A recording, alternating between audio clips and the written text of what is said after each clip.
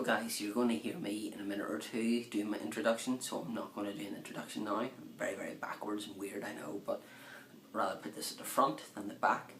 You'll see coming up some House of Wrestling stuff, House of Wrestling whatever, that I've got to take the Wrestlemania, and I did order something now. I said to the guys I've ordered two things, and I gave one of them that one, which was a Dolph Ziggler photo, but there's this poster that I didn't think would be as big. This is the size of it here. Now, I hope I get to meet the individual inside, as it is a Money in the Bank poster with, obviously, if I can make it open, Alberto Del Rio's mug on it, so it's kind of like the front cover of a magazine. So that is what I'm hoping to get Alberto Del Rio to sign. Obviously, again, this frame would be a nightmare, so I'll probably just get a border thing for the top and bottom and then just hang it up. But yeah, got that for like $5 off the WWE shop, because they had it for $8, but then you got an additional 30% off any sale items. So hopefully this will be, I will be able to sign Alberto Del Rio. That was rubbish, I know, but I don't really want to do it too loud. So yeah, so that's what I'm going to take with me for Mr. Del Rio. Hopefully I get to meet him either the Thursday night or the Friday, because they're the only two times I'm going to be at Access. Or I'm hoping that one of my good friends, if he's there, will get it signed for me. But yeah, so onwards and upwards, and here's with the rest of the video. Well guys, Chris Wrestlemania back with another video. Hopefully I'll not be spluttering as much as I was yesterday. I did two videos, and the first one I was just coughing away. So I've got a bottle of water in front of me, which I should actually move here in case I need it. So I know last video, well, a video to do with my House of Wrestling stuff, I said that was my last purchases. I did purchase three more. One was a Kurt Angle item. It's the WWF Integrities one. I don't have it to hand to show you because it's in a folder, but I do have the other two that I got to get signed. So hopefully this gentleman here, Roddy Piper, will be there. This is Pro Wrestling Illustrated from June 92, I believe. Yep, June 92. Costs £1.95 in the UK. And full colour fold out of Dustin Rhodes as well. Paulie Dangerously's multi-million-dollar offer to Sting. Interesting read. So yeah, just really good cover for that. And this, for me, I know I've shown you so many Hulk Hogan covers, but this for me is now the definitive second cover to get Hulk Hogan to sign. You have seen in my previous video the Rock and Hogan one that I'm definitely going to get signed. And once I bought this one and I thought it looked cool, but seeing it in person, it just really, really looks awesome, and I think it'll look brilliant signed in silver, or yeah, silver probably, is this one here. And this is from May 93, but I think this just really encapsulates what Hulk Hogan is about. Just the fact that, you know, he's got his t-shirt dripped, he's wearing the traditional yellow and red, and I just think it actually looks a lot better. The camera doesn't really do it justice. I know that's stupid coming from a magazine, but just as soon as I opened it, I just went, that's the one there. So I'd like to thank the House of Wrestling guys for being so great, you know, by sending some top quality items. It really is much appreciated. So yeah, thanks for that. Alright, on to the main crux of the video. I'll put it like down so you can actually see me. You would have heard of one of my previous videos that I said I was going to do a rundown of my top 5 Wrestlemanias and Hall of Fame. Now I have the list here because I just want to make sure I remember the matches and stuff like that there. So we'll start off with my first favourite Wrestlemania. Well, this is number 5 to number 1. So number 5 is Wrestlemania 7, and this is due to the fact this is for two reasons. One is the epic confrontation from the Macho King Randy Savage with sensational Queen Sherry in his corner, and the Ultimate Warrior. I remember just seeing this match whenever, obviously Wrestlemania 8 was my first pay-per-view that I watched, and then this, you know, I decided to go back. And the other fact is the Hulk Hogan Sergeant Slaughter match. This was the first match that I actually saw somebody bleed. No, second time, sorry, because Ric Flair bled in Wrestlemania 8, that is incorrect. So this would be the first time I saw Hogan bleed then, to put it that way. So yeah, just to see those two, and Sergeant Slaughter being such the Iraqi sympathiser and stuff. Obviously, I was young at the time. I had no clue what was going on then. It's only whenever you look back at it and the amount of stuff that he had to be put through.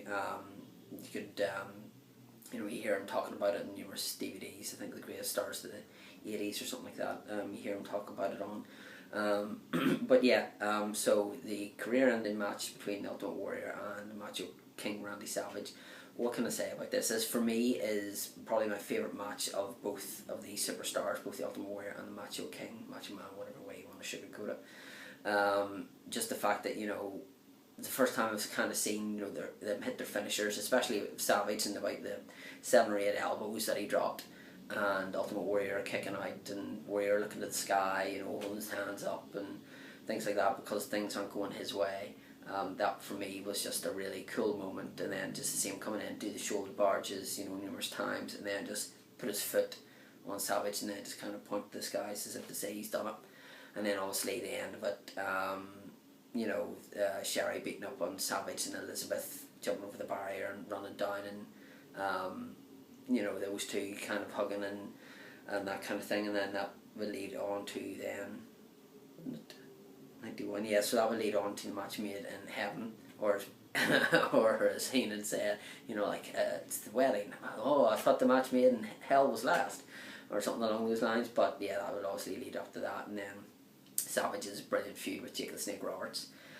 So you had other matches here, like you had the British Bulldog versus the Warlords. So this is kind of the modern day Chris Masters. Like nobody could break his full Nelson lock, and Bulldog was able to. Bulldog's awesome strength and getting him up on his shoulder and running along and doing his running power slam. That was incredible. And for me, one of the highlights is the blindfold match. It's funny that I'm talking about that now, and then we've seen, down at Bryan and Kane, wearing a blindfold each. That match there, obviously it was more comedic than it was anything, but for me, being young and watching it, I just kind of enjoyed it. You also had, if I can read this, Superfly Jimmy Snuka versus Undertaker. So it's the first time you see Undertaker at Wrestlemania. Obviously the streak starts then and away it goes. So yeah, great to see that he gets to put over somebody. He's coming towards the end of their career, the twilight of their career, and that's how he starts. And then obviously the next one, like another great legend who that was his last match with the WWE. But yeah, they're just some of the highlights for me. Like there's Virgil with Roddy Piper. How could I forget Virgil? And nobody forgets Virgil. Against the $1 Million Man Ted DiBiase. I think this was when Piper was coming down on crutches, which was very strange. But yeah, that's going to do that for the WrestleMania. I don't want to talk too much about it because everyone kind of knows what matches and stuff are. But I would like to try and get video responses. I know Mr. Lowaldo 95. Had like your favourite pay-per-view, and I would like to have this going, like if you want to leave a video response, do so, or do your own video, and just tag me in it, whatever way you want to work it. But also I'm going to do now my favourite Hall of Fame. Now obviously we've had from WrestleMania 21 to 28 would be the ones that we obviously saw, like on TV, but there was obviously one in 2004 which seemed to have the biggest class, I think it would be safe to say. But my favourite one would be from WrestleMania 28, and that would be Mil Mascaras, sorry if I'm saying that wrong, Ron Simmons, Yokozuna, the Four Horsemen, Mike Tyson and Edge. Obviously Edge had retired the year prior, so it was very fitting that he was put in the Hall of Fame. It's always great to see, like the speeches. I could watch the Hall of Fame all day long. Just hearing their stories and things like that. Ric Flair's one obviously goes on a long time, but at no point do you sit there going, come on, like, will you just finish? As a wrestling fan, this is why it means so much to me, is you're getting introduced into stories that you may not know, you may not know or you may not have heard before. So it's a case of, that they're actually happening. And things like that, but it is very, very good to see, people talk about that. And there's superstars, like Mil Mascaras, however the hell he said, Alberto Del Rio's uncle, we'll call him, You know, like I knew nothing about him. It's the same with like Nick Bockwinkel. I didn't really know that much about. So it's good to see, you know, superstars that you're not familiar with. Yokozuna, obviously the great Yokozuna, being inducted by Rikishi. Oh well, he's getting inducted by the Usos, and then Rikishi accepts it because obviously it was there. But you know, I always find it a lot harder to not watch, but it makes you kind of a bit more emotional whenever they aren't there and people are regaling their stories of what they're actually doing, you know, like what they've actually done, and personal stories that mean to them and things like that. The Four Horsemen, obviously, you know, Ric Flair being the first person to be inducted twice. And great to see, you know, like J.J. Dillon, Tully Blanchard, Barry Windham, and then Arn Anderson. Obviously, I think that was the key for a lot of people, was Double A getting inducted, and rightfully so. You know, it'd be good to see at some stage in his career, you know, that he gets recognised for his solo stuff as well. You know, like just being inducted by himself. You know, because obviously he was part of the Four Horsemen and, you know, part of the Brain Busters and things like that. So yeah, I'd like to see him kind of getting inducted by himself, but I think this was probably the way around that. Mike Tyson, that fella just cracks me up. I think he's hilarious. Just some of the things he was coming off with just had the crowd in stitches. And so did Edge. You know, Edge was very somber at times, but could also, you know, turn up the humour whenever it was needed.